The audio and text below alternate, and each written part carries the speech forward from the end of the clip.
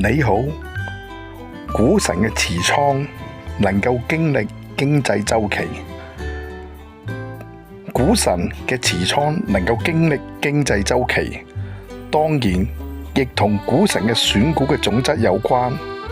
巴菲特大多選取穩定需求嘅消費股，當然希望越少競爭就越好。例如可口可樂就冇太多嘅競爭者，而蘋果更係歐美國家獨大，而企業有強勁嘅現金流非常重要。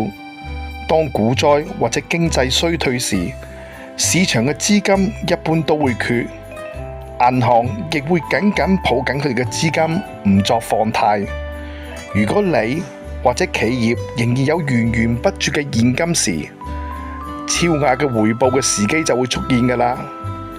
當然，股神又一次經歷咗經濟週期同埋回報超越平均，呢點真係唔需要太大嘅智慧，只要能有長遠嘅眼光同埋耐性就可以。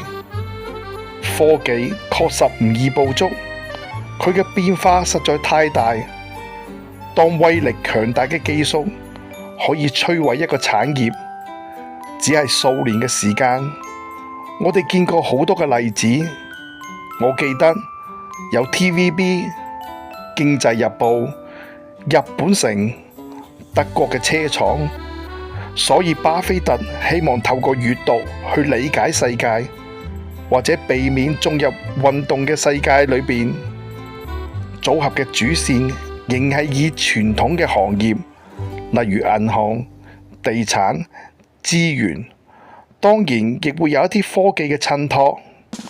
我希望喺合理時機中再增持美股。